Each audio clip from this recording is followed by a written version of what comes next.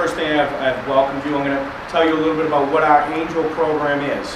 We adopted the program from the Northeast, started in Gloucester, Massachusetts, and as I mentioned before, it's a pre-referral program. Before arrest, before court involvement, it's to help our community members who wish to have assistance.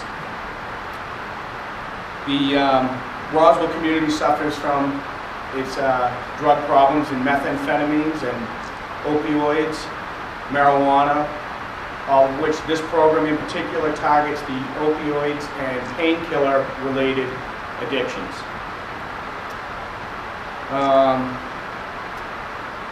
This initiative that we're beginning here in this community is in direct response to the public health epidemic of opiate and methamphetamines and all around drug abuse and overdose in our community and nationwide.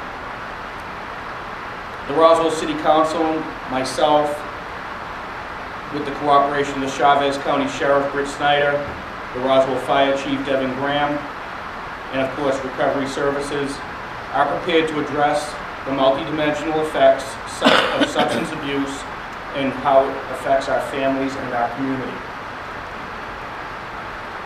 The Roswell Angels mission, which is what our program is called, the Roswell Angel Program, Roswell Angel Initiatives, is to integrate public safety in collaboration with the public health to increase quality of life and well-being in our community by reducing the level of harm of active substance users have caused themselves, their family, and their communities. The Public Safety Initiative addresses the public health epidemic of addiction by raising awareness and reducing recidivism rates of substance use and crime. Our actual initiatives are, to begin with, this is a paradigm that changes the direction within law enforcement and our Angels Program initiative towards the potential to delay the onset of substance use amongst school-age children, educate parents, reduce crimes associated with substance abusers, reduce overdose related to 9/11 calls, increase the utilization of recovery resources and services, reduce the stigma associated with substance use and crime, and increase pro-social events within our community. Our program will have three major components: provide recovery resources throughout the continuum of treatment, educate the community about addiction and recovery options and outreach to high-risk populations, and our strategic goals will be to increase the utilization of recovery resources and increase community awareness and decrease high-risk criminal behavior and increase community engagement in pro-social events, again, to reduce the stigma associated with substance abuse and addiction. It is the Roswell Police Department's perspective that we cannot arrest our way out of this problem, drug addiction. It is a pointless, endless, and not efficient way to handle it. We want to prevent victimization and head off problems before they become crime-related. Not all addicts are criminals. Addiction is a sickness, nothing to be ashamed of, and we want to help our community members to fight it. This illness can be treated, and full-time treatment is actually a fraction of what incarceration costs our communities.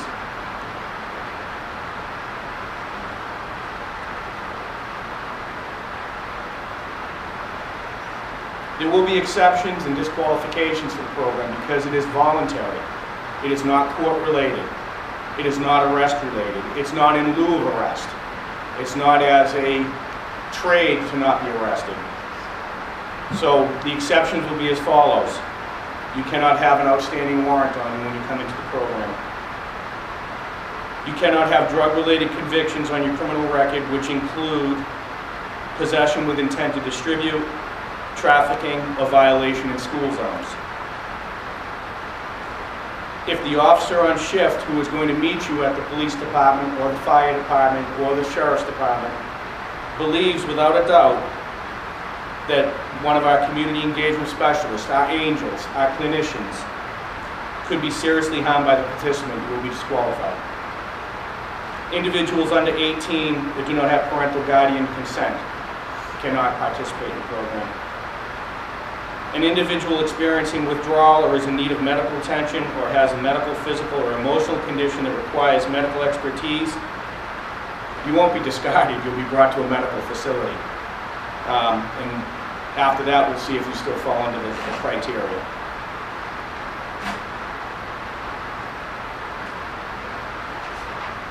Some numbers and some facts that help us push forward in this initiative. 4 reasons to support substance abuse treatment. Monetary savings. It's about $4,700 for full-time rehabilitation treatment, as opposed to $25,000 to $71,000 for incarceration, depending on the state. Obviously, California is the $71,000. Life savings. Saving money is great, but it isn't as sweet as save a life. Thousands of people die every year due to drug-related crimes and accidents. Sending offenders to prison and releasing them back into the world with the same want for drugs doesn't save lives. Crime reduction. Crime reduction. The majority of offenders serving a sentence are arrested for more than possession. They committed a hard crime, usually an attempt to get money for drugs or the drug itself. Here in Roswell, the majority of our violent offenses have some root in illicit substances, drugs, alcohol. It should be noted that in every dollar that they have researched on, in every dollar that is spent on drug treatment in the community, it yields over $18 in cost savings related to crime. In comparison, prisons only yield 37 cents in public safety benefit per dollar spent.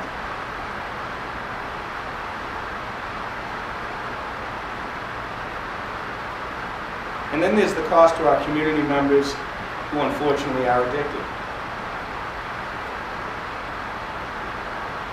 Research says that nicotine habits can bear costs that reach or exceed about $6,000 per year. That's an individual. Marijuana user can spend close to $1,000 a year, while methamphetamine addicts can spend $4,000 or more a year. People addicted to cocaine or heroin can easily spend $10,000 or more per year to support their habits. This doesn't even include the loss of effectiveness in the workforce.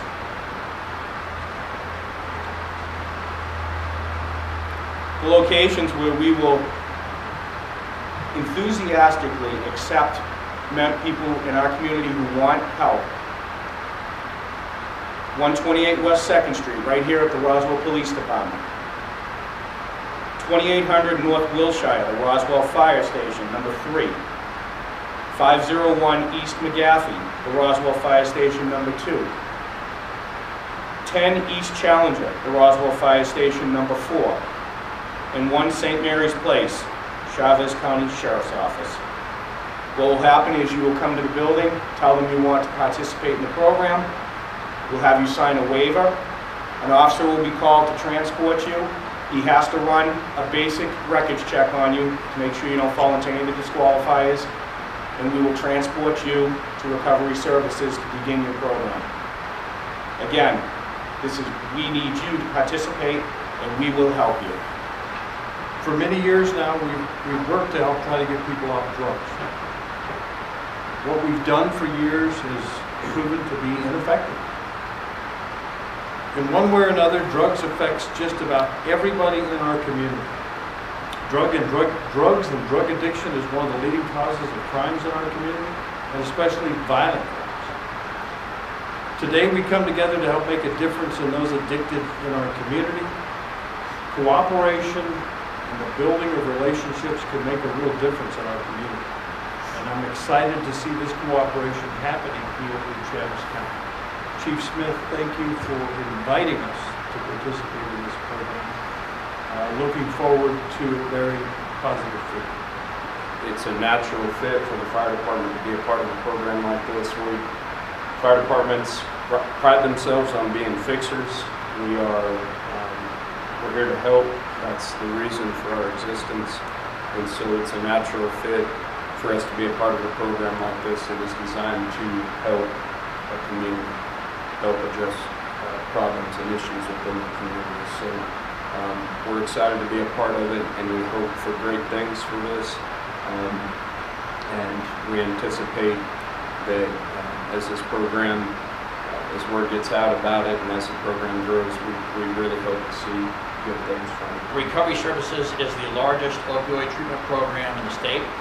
We currently operate 5 offices. We employ over 100 people, and we treat approximately 1,800 people a day.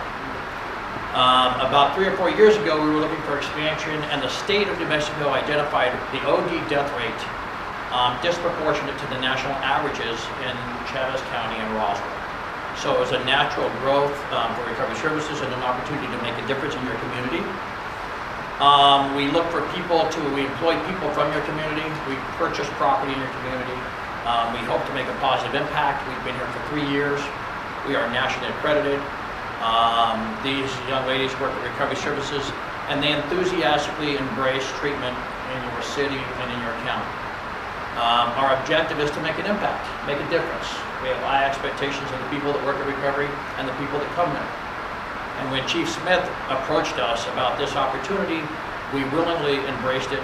The staff willingly embraced it to the point of making sure that we were going to participate. I thank them. They're committed to your community. They live here. They're part of the community. They would like to see.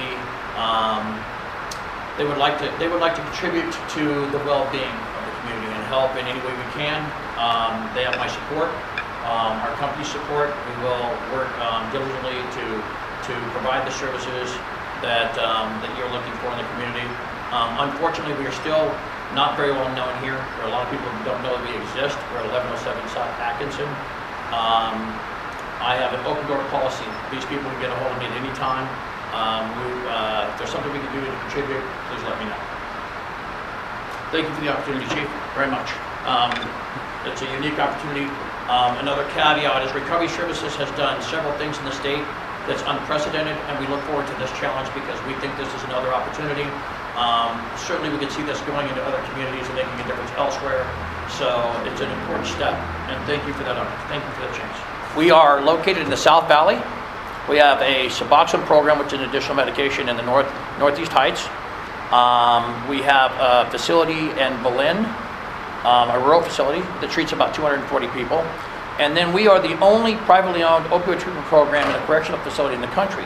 We operate a maintenance and induction program at Bernalillo County Jail, an induction program that the Bernalillo County Initiative and the advisory board just approved.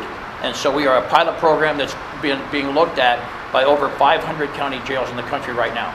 And so we are at about, we're well over 100 people in treatment in the jail, and we have a collaboration of putting them in treatment in the community. It's proving very successful. Well, you know, it's a long time coming, and this is a win-win situation against crime. As the chief said, some of these that are addicted aren't really criminals. The criminal is the drugs that they're taking. But I believe that, again, this is a win-win situation for not only Roswell, but for the state of New Mexico. And I believe that the participation is just not only the word of mouth, but like the chief said, you know, getting some of these people in these programs. Timidity and fear is the hardest thing to get these people to come in. And I believe once that will show that, hey, we're not the enemy, we're the solution.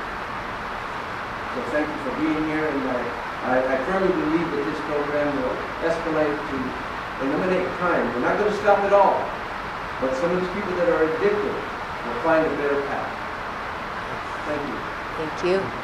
We're not suffering with the opiates as much as the Northeast is, but this is just another Roswell initiative to get ahead of the curve and to take care of our community. Communities that have adopted this program have seen upwards of 26 to 30% as a drop in their crime rate. So it has an effect. But the bigger thing, the bigger picture I'm seeing is I'm bringing community members back in as constructive members of the community. We're developing our own resources that we already have. This program is going to require some time. It's going to require some trust being built up. I think that the program, one of the other underlying effects it'll have is it develops more trust between the community. They know they can come to they always know they can come to the firehouse. Right. They know they can go to the police department and they can come to the sheriff's office, and we're going to take care of them the same way. And this program has all kinds of provisions in it for any type of thing that could happen to help ensure that the people we take care of are cared for, no matter what the circumstances are that they come to see us.